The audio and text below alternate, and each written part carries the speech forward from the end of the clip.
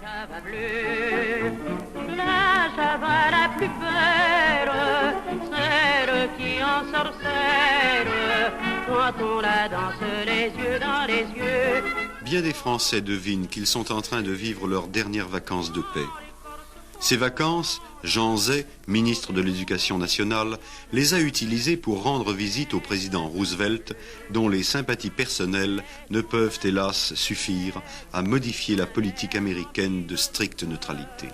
Le Normandie vient d'accoster et M. Jean Zay, ministre de l'Éducation nationale, veut bien vous faire part à ce micro de ses impressions de voyage aux États-Unis. Monsieur le ministre, s'il vous plaît. Monsieur le Président Roosevelt m'a fait l'honneur de me recevoir à Washington et je conserve un souvenir ému de son accueil cordial qui a traduit une vive sympathie pour la France. Notre coopération intellectuelle, que je m'attacherai dans la mesure de mon rôle à développer encore, est le gage d'un intérêt commun et elle est, je pense, très supérieure à tous les intérêts personnels ou matériels, même légitimes. Elle sert la cause même de la civilisation. À défaut des États-Unis, pouvons-nous au moins compter sur l'URSS? C'est à quoi s'emploie une mission militaire envoyée à Moscou le 4 août. Mais nous n'avons rien à donner aux Russes, et nos alliés polonais ne veulent à aucun prix que des troupes soviétiques pénètrent chez eux. Ils savent bien qu'elles n'en sortiraient jamais.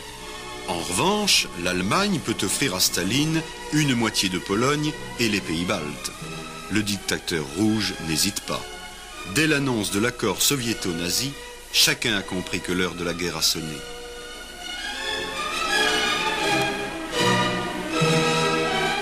Le 23 août, le roi des Belges, Léopold III, exprime l'angoisse des neutres. Le monde vit une période de tension telle que toute collaboration normale entre États risque de devenir impossible. De grandes puissances prennent des mesures presque équivalentes à la mobilisation de leurs forces armées. Les petites puissances n'ont-elles pas à craindre d'être victimes d'un conflit éventuel dans lequel elles seraient entraînées à leur corps défendant, en dépit de leur politique d'indiscutable indépendance et de leur ferme volonté de neutralité? Ne sont-elles pas exposées à faire l'objet d'arrangements intervenus en dehors d'elles?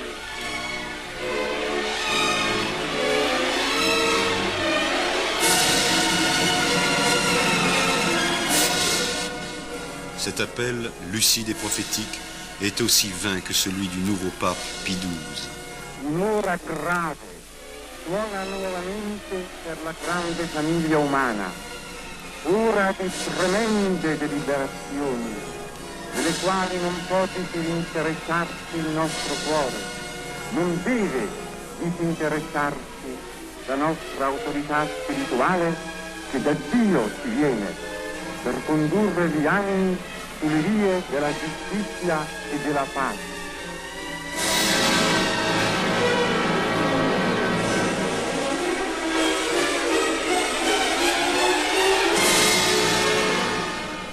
À l'heure où parle le pape, ce 25 août, la guerre n'est plus qu'une question d'heure. Hitler a donné déjà ses ordres d'attaque pour l'aube du 26. À 19h, le président Daladier prépare les Français à l'irrémédiable et souligne combien l'extraordinaire retournement soviétique favorise les intentions belliqueuses de Hitler. Pour organiser le front de la paix contre toutes les tentatives d'agression, nous avons pris des engagements avec d'autres pays, avec tous les pays qui ont voulu conclure le même engagement que nous dans le même esprit de solidarité humaine. C'est dans ce but notamment que nous avions engagé avec la Russie, d'accord avec l'Angleterre, des conversations politiques et militaires. Nous avons tout mis en œuvre pour leur succès. et nous pensions qu'elles allaient aboutir heureusement, lorsque, renversant brusquement sa politique et sa doctrine, la Russie a signé avec l'Allemagne un pacte qui lui permet de se dérober aux obligations que lui imposait la politique, qu'elle a cependant toujours publiquement affirmée. Pourtant, au dernier moment, Hitler sursoit à l'invasion car Mussolini vient de lui faire savoir que l'Italie ne pouvait entrer en guerre. Ce n'est pourtant qu'un bref sursis. Les tentatives de dernière heure, celles de Göring et du Suédois Dalerus, celles de Chiano, Georges Bonnet et Anatole de Monzy, tout cela est vain devant la résolution des partisans de l'affrontement et la décision irrévocable de guerre prise par Hitler. Meine Friedensliebe und meine endlose Langmut soll man nicht mit Schwäche oder gar mit Feigheit verwechseln. Il est 10 heures le 1er septembre et l'on se bat déjà depuis plus de 4 heures en Pologne lorsque le Führer s'adresse au Reichstag.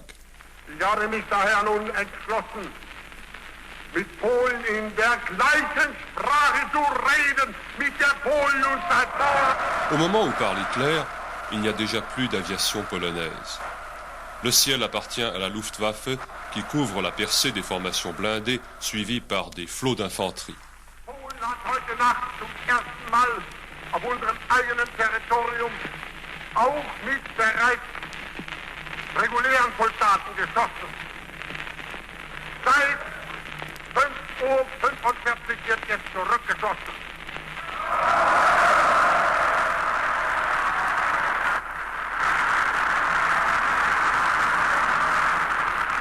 Und von jetzt ab wird Bombe mit Bombe vergolten.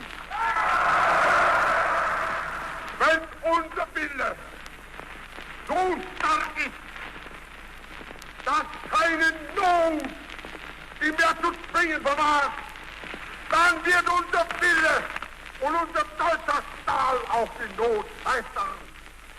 Deutschland, sieg heil! Hab dich auf der Glore, eine Heilgelore, gib dir Sonnenkraft, lass dich nimmer knechten, lass dich nicht entrechten, Gott gibt den Gerechten wahre Heldenschaft. Les Polonais découvrent soudain que les charges de lanciers n'ont plus cours et ils se tournent avec angoisse vers ceux qui leur ont promis assistance immédiate. 54 heures après l'agression allemande, Chamberlain annonce l'entrée en guerre de la Grande-Bretagne. I am speaking to you from the cabinet room at 10 Downing Street.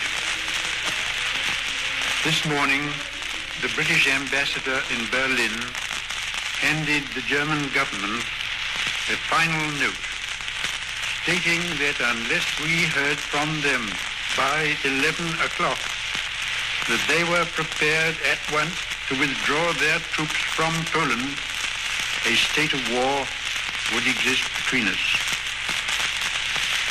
I have to tell you now that no such undertaking has been received, and that consequently this country is at war with Germany.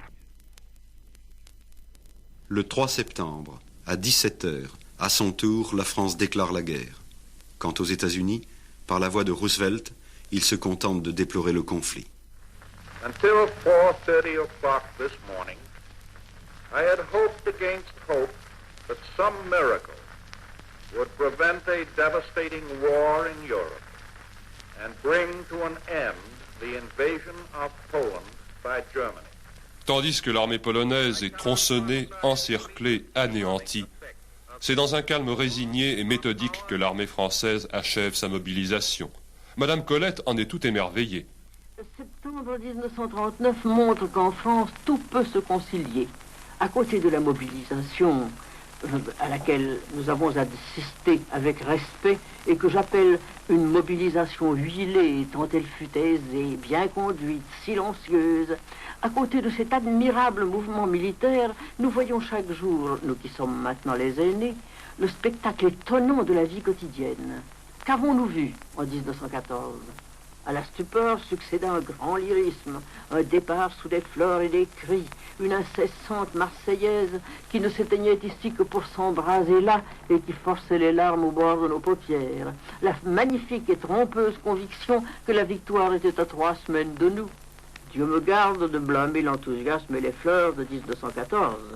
Mais ce qu'à l'époque, la France fut forcée d'inventer chaque jour, d'appliquer à la hâte, d'improviser souvent, nous le voyons aujourd'hui concerté, organisé et prévu mûrement, et jusqu'aux combinaisons ingénieuses et modestes qui dans nos immeubles... Le règne de la défense passive, ô combien passive, commence. Par précaution, on a beau mettre des croisillons à nos fenêtres, passer au bleu nos devantures et jusqu'aux pneus de nos voitures, désentoiler tous nos musées, chambouler les Champs-Élysées, emmailloter de terre battue toutes les beautés de nos statues, voiler le soir les réverbères, plonger dans le noir la ville lumière.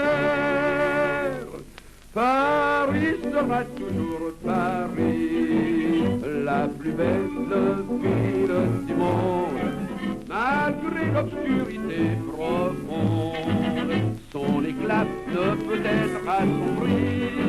Paris sera toujours Paris. Plus on réduit son éclairage, plus on voit briller son courage, sa bonne humeur et son esprit. Paris sera toujours Paris. Et maintenant, bonsoir, messieurs, dames. À jeudi prochain. Mais nous passerons alors à 20h30, toujours sur l'antenne... Pendant que Gamelin compte ses boutons de guêtre, la déroute polonaise se consomme.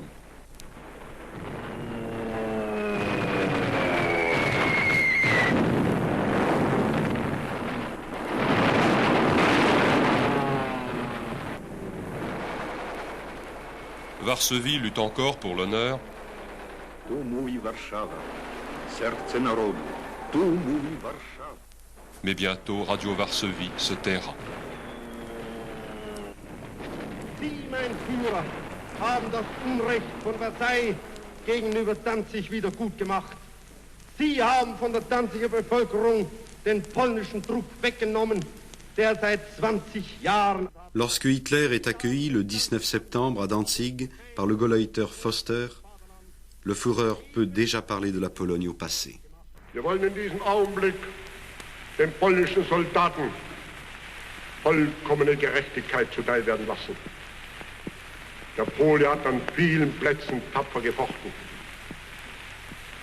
Seine untere Führung machte verzweifelte Anstrengungen. Seine mittlere Führung war zu wenig intelligent. Seine oberste Führung schlecht unter jede Kritik. Seine Organisation war polnisch. Maintenant, c'est à l'Angleterre qu'il s'en prend en termes virulents. Auch in dem Augenblick war noch einmal der Friede zu retten. Das befreundete Italien, der Duce, hat sich dazwischen geschaltet und einen Vermittlungsvorschlag gemacht. Frankreich war damit einverstanden. Und ich habe auch mein Einverständnis erklärt. Da hat England auch diesen Vorschlag abgelehnt und stattdessen geglaubt, dem Deutschen Reich ein zweistündiges Ultimatum mit einer unmöglichen Forderung schicken zu können. Nun haben die Engländer sich nur in einem getäuscht. Sie hatten einst eine Regierung in Deutschland im November 1918, die von ihnen ausgehalten worden war. Und sie verwechseln das heutige Regime mit diesem von ihnen ausgehaltenen Regime. Und die heutige deutsche Nation mit dem damalig verführten und verblendeten deutschen Volk. Dem heutigen Deutschland stellt man keine Ultimaten mehr, das kann man sich in Lohn nennen. Parachevant l'effondrement de l'État polonais, les troupes soviétiques ont fait leur jonction avec celles de leurs alliés allemands. On organise même un défilé commun à Brest-Litovsk. Les communistes français approuvent Staline, ce qui conduit le gouvernement Daladier à dissoudre le Parti communiste. La noble Pologne ne se borne pas à donner l'exemple de son martyre. Elle y ajoute la leçon de son héroïsme. Après les premières défaites inévitables, puisque la Pologne n'avait pas encore achevé sa mobilisation, après la retraite devant des forces supérieures en nombre et en matériel de guerre, les soldats polonais se sont accrochés au sol de leur patrie.